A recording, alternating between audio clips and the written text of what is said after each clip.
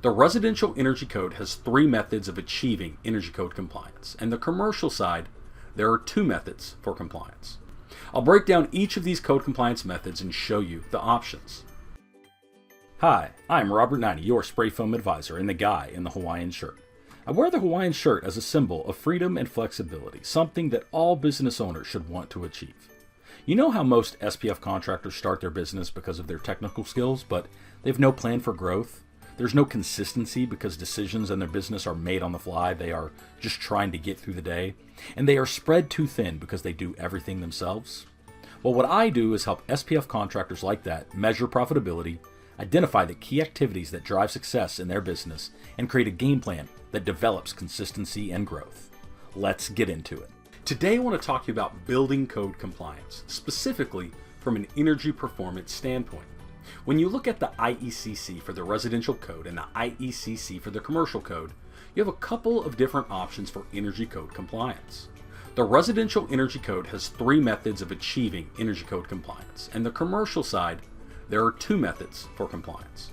The 2 paths on the commercial side are the same as the first 2 paths on the residential side. They kind of mirror each other. But on the residential side, there's a 3rd option for energy code compliance. I'll break down each of these code compliance methods and show you the options. The method most people are familiar with is the prescriptive code. This is where we follow the black and white letter of the code, where the builder follows a checklist for compliance. This is where the code identifies specific R values for wall insulation and for attic insulation. This comes directly out of the code book, and we put it into the building exactly as required by code to meet the builder's needs. Has a builder or homeowner ever called you and said, I'm in climate zone 3, so I need a quote for R13 in the walls and R38 in the attic? This is what he is talking about. He has been trained throughout his construction practices based on his climate zone that there's a specific way to meet code compliance for energy purposes, and the way to do it is by following the prescriptive guidelines in the code. And this concept would apply to every climate zone out there. The building code cites specific R values based on climate zone for wall insulation and attic insulation. The second method for code compliance is the performance path.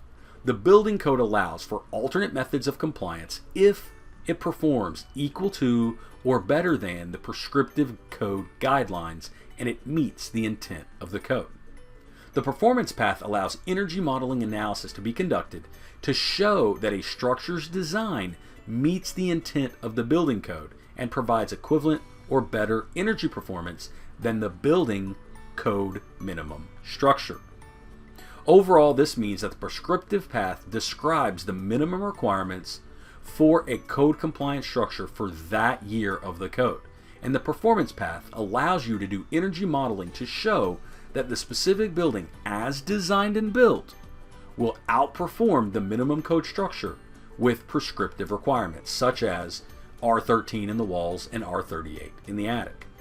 The performance path essentially allows trade-offs for various energy-efficient design and construction practices.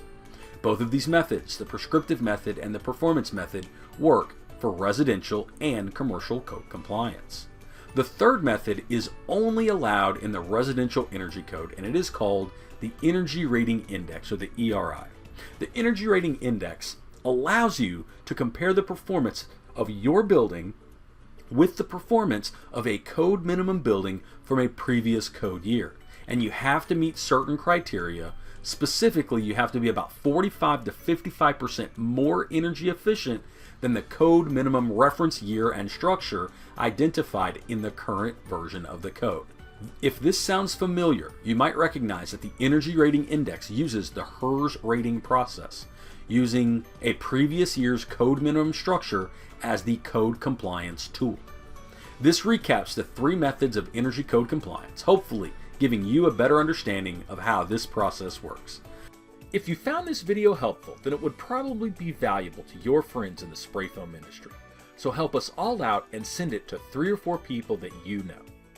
Additionally, if you have any questions, want info on a specific topic, or want to learn how Spray Foam Advisor might be able to help you or your business, you can email us at questions@sprayfoamadvisor.com. This has been Robert Naini, your Spray Foam Advisor and the guy in the Hawaiian shirt. Thanks for checking this out, and catch me on some more videos.